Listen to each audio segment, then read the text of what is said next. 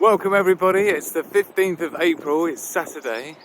We're out with Hugo Bear, rocking about in the fields today. And I thought, you know, with our first week of having the SHTF Intel report on a daily, talk about some of the things that we've looked at and reported on, and some of the things that you've talked about and questions you've asked in the chat during this week. So that's what we're going to do. I had a quick look at the news before leaving. TikTok ban in Montana is in the headlines today. Yeah, not a good look. The TikTok ban, and this is different to the bill S686, which I also reported on, which again, it's got nothing to do with TikTok. Don't forget I did the search and replace and the find tool on the entire bill, however many pages it was, and there was no mention of TikTok anywhere. It was about any platform that served more than 1 million users at any point in a year, right? So in Montana though, what they've done is they've done it so that they're actually banning the download, I guess, from the App Store. Got a few things we're going to talk about based on the sort of key headlines that we talked about during the week. So I'm going to go through them one by one, and do put your thoughts in the comments as well. Obviously that was my first week of doing a report every day, and Monday to Friday. I'll be looking to do the same thing this time round next week. So please leave your thoughts in the comments as well as to how you like them, and what type of things that you liked about it, and what you think could be better. So do let me know in the comments below. I really appreciate your feedback. So let's get through the stories then that we've looked at this week, and we'll see how we're feeling about what went on. So the first story then is the 18,000 cattle lost in that fire, which seemed a little bit sus. There seems like an awful lot of cattle to be lost. And of course that comes on top of all the warehouse fires, and the food supply chain's already in trouble. There's already been lots of crop losses. So to have 18,000 cattle lost, some said 20,000 cattle. There's been so many livestock losses, the bird flu affecting chicken populations. It's just coming from all angles. And of course food supply has been something I've been warning about for many years now. There he is, check it out. Hugo, do you want to come say hello to everyone? Huh? Come on. He just wants to crack on with his walk. So the next story then is the Pentagon leak story, where we had Jack being arrested as the alleged leaker of what seemed to be extremely sensitive documents for somebody of such a young age, at 21 years old. So that was a bit sus. And of course we did a live poll to ask what you thought live as to what was really going on in the Pentagon leak, and one of the options was just a genuine Intel leak. One of the options was it was just a distraction from something else.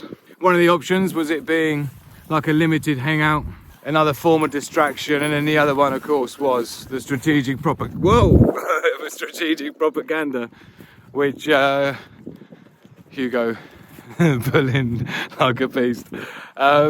Yeah, the strategic propaganda, which is just, you know, things that the West want the other countries to know, which is obviously false information, misinformation, who knows. But it was interesting because the poll showed that, like, equally winning was either a distraction or strategic propaganda. So it just goes to show where the credibility is and where it isn't. So that was interesting, and it seems like that's still ongoing as well. So we're going to see as the days go on as to what we think about that story and what it really means, why it's been in all the headlines. That's not the sort of thing you have with an Intel leak. When it's an Intel leak, it's hushed under the carpet, not blasted on every single news media website and everything else. So still something super fishy about that. So we'll keep our eye on it as the weeks go on.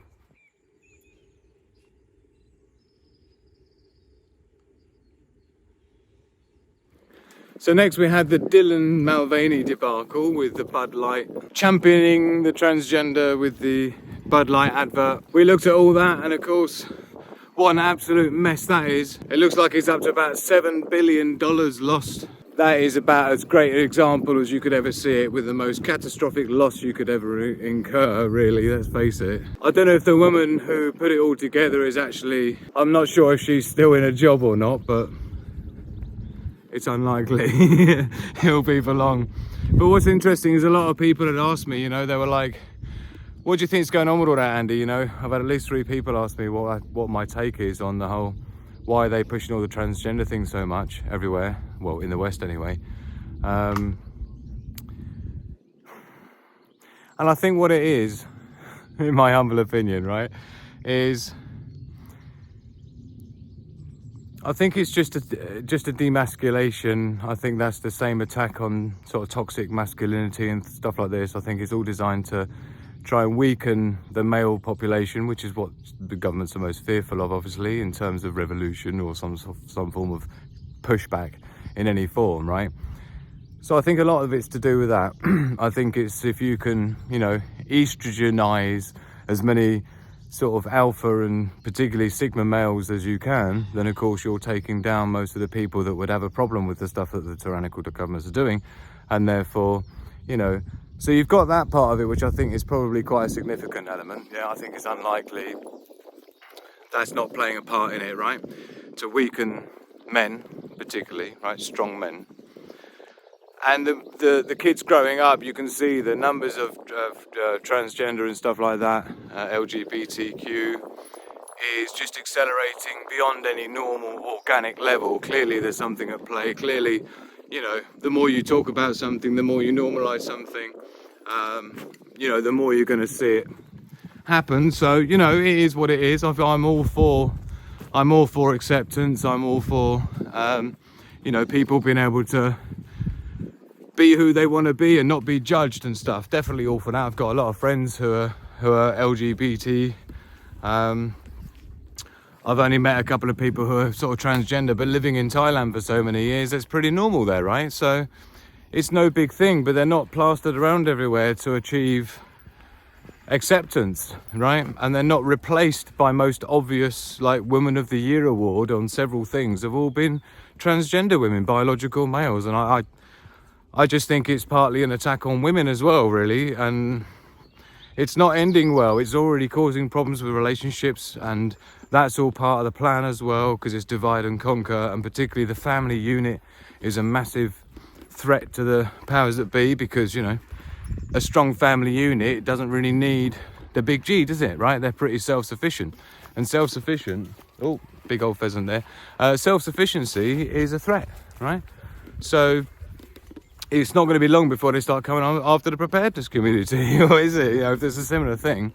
But they just don't like communities that are self-sustaining and don't really need intervention, don't really need support and all this other stuff, because then obviously the big G becomes irrelevant. And, you know, the minute people start working out they've been irrelevant for some time since we've had the internet to organise ourselves, then of course, you know, this is the same, I think, with the weakening the male population. It's exactly what you need to do, is soften the underbellies of the male populations in the countries they're planning to, well, not planning to, but are continually rolling out their authoritarian rule. And, you know, when people ask me why are so many people going along with it, I mean, one of the polls we did yesterday on last night's show was, how many, as a percentage, how many people in your local environment would you say are sort of quote unquote awake, aware of what's going on, and so on?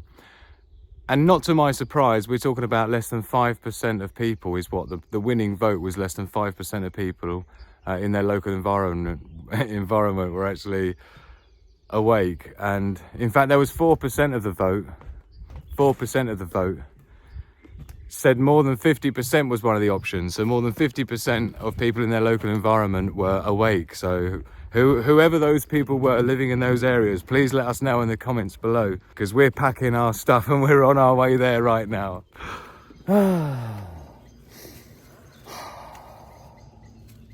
Gotta find yourself a tree. You gotta find yourself a tree, give it a hug, and just neutralize yourself, ground yourself into the ground through the roots, get your skin right up against it, I'm telling you. It's like kissing a woman for the first time, or even the second time, or the millionth time.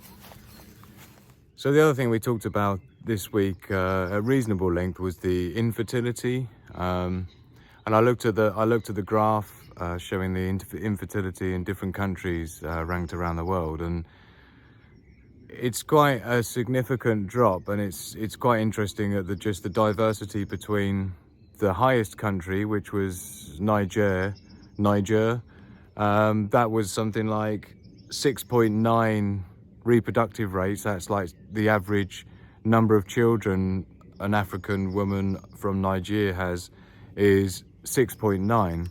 Now compare that in vast contrast to South Korea, which had a fertility rate of 0.8. This is super muddy. Check it out. So 0.8, which is just incredible. Now, for those that weren't watching last night's show, was it last night's where we were talking about a population infertility issue? 2.1 is the absolute minimum to maintain a population. 2.4 ideally, which makes up for those children that don't have children, makes up also for, you know, children who don't make it to childbirthing age and stuff like that, right? We have to remember to close the gate, Hugo.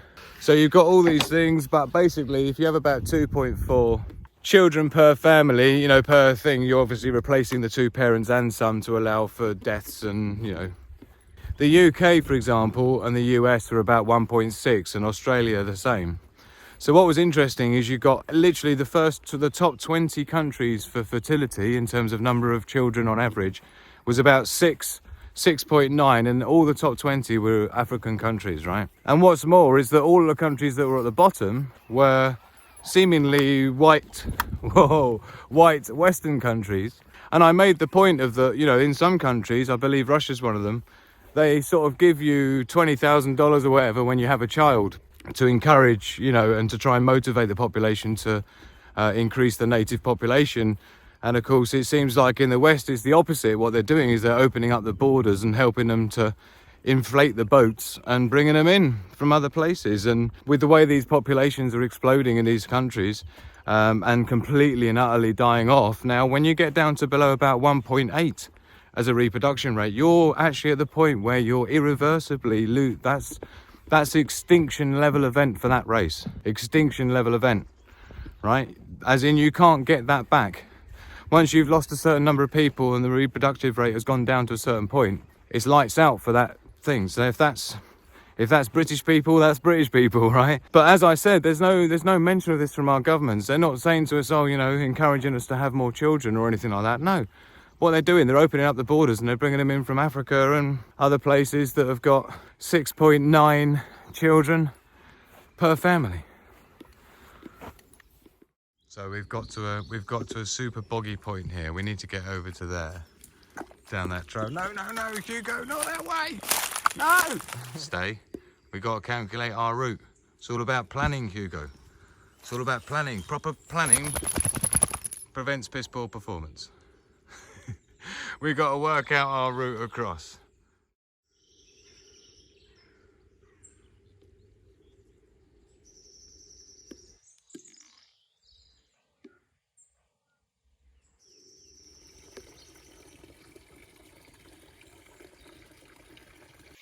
Just here by a little stream with Hugo, just having a bit of a chill moment.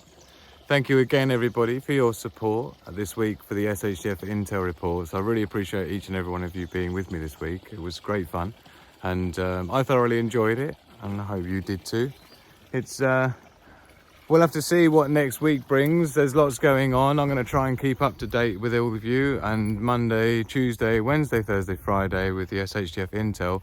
However, Thursday, I would like to be doing my usual SHTF Scenarios show, where we look at the things going on, and we do a mission with objectives, and we sort of learn all sorts of things about whatever we're going to do. And I'm going to be putting it out to you during the week as to what we should be doing that show about, what's most important.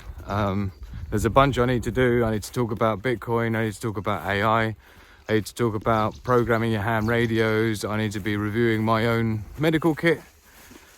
There's like a million things I've got to do as proper full-length videos. So we'll figure that out as we go as well. And lots to come.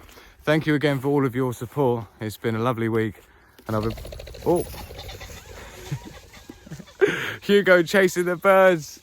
Hugo chasing the birds. Were they pheasants, Hugo? He's going absolutely wild in the grass trying to find the pheasants.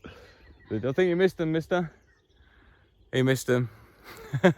So thank you very much, everyone, for sharing this week with me, and I hope you've enjoyed it. Of course, comments below, let us know what's important to you this week. Let us know what you've enjoyed.